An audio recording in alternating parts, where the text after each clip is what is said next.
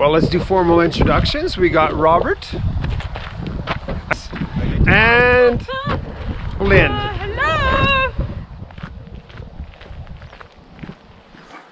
There's a bird called a cowbird. He's about the size of a robin, very plainly colored. A friend of ours had a robin's nest, I'm going to say 3 years ago, with little robin's eggs in it and one much bigger brown egg in it.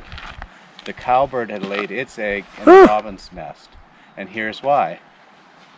When there were bison roaming the lands, the cowbirds followed the bison. But you can't have a nest and follow bison. So they learned to lay their eggs in other birds' nests. Other birds would raise their little ones while they followed the bison. Really? Yeah. And the name of that bird was a cowbird. Yeah. How cool is that? Isn't that a great story? Somebody else raises your babies, though. I'm not sure I like that. I wouldn't. We're moving away from the meadow, and I'll just look forward here, down into the river valley, I think.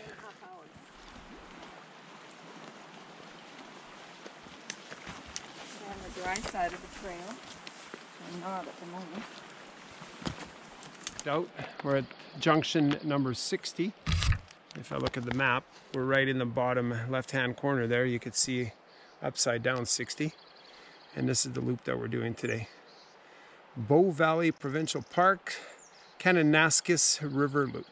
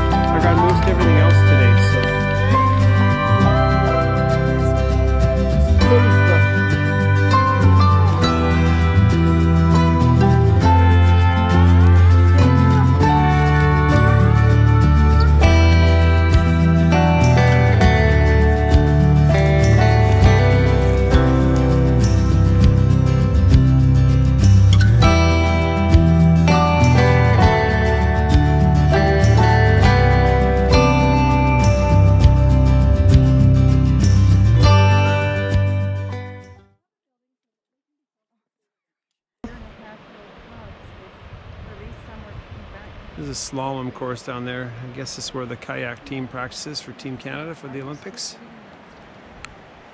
The wolf willow or silver willow. This flower is very, very scentful. Is that a word? Oh yeah. Sorry I can't relay the smell on the video. We've moved away from the river now, and we're more in the bush. We were just talking about the signs on the trail. They're not obvious. They're certainly not painted yellow, and they're just a little diamond wood color on random tree. Robert spotted 3 of them. Haven't spotted any, but they pointed it out to me, and we're following the map with those numbers. They're in fire. Really? So once you've lost your forest because of fire, you've got opening up pine cones to replenish new. To start the whole new growth. No, I That's think But squirrels or what? squirrels, I'm sure, open these up and plant seeds too. But without squirrels, I don't think they'll open or germinate. That's cool. They're hard like rocks. Wow. Down how what raindrops. The rain intensity is going up, but you could see the white coming out of the poplar trees. It looks very beautiful. Whoops. Lots of them are all the same tree. They just sent suckers out. Almost birch-like. Yeah. Okay. We're prepared. Well, some more than others. I did not. Yeah, that's bad. Look at.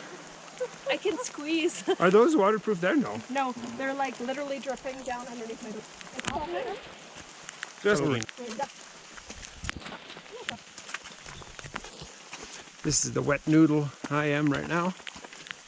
I do have a hoodie top, but it's not cold, so I'm just hiking this way and I'm happy for it.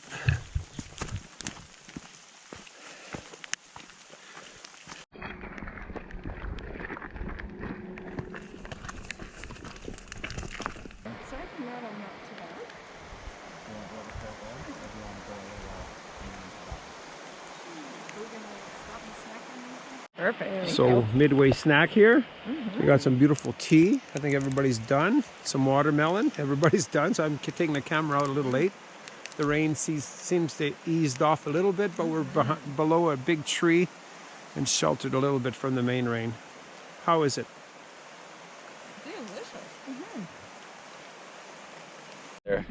Doug Sather's about 6'3", Mr. Mask, Mr. Woodsman, Mr. Everything. And he stops me in the middle of the hike and tells me this story. Thanks, Doug. So it goes like this. Deep in the forest, there was a fire, a huge fire. And the mice were going to get caught in the fire. So they're running away from the fire. And they come to a lodgepole pine tree. And they say to the lodgepole pine tree, save us, let us climb you and we'll be safe from the fire. And the lodgepole pine tree says, I don't like mice, go away. So the fire's closer and closer and they run and they run and they run and they come to a spruce tree.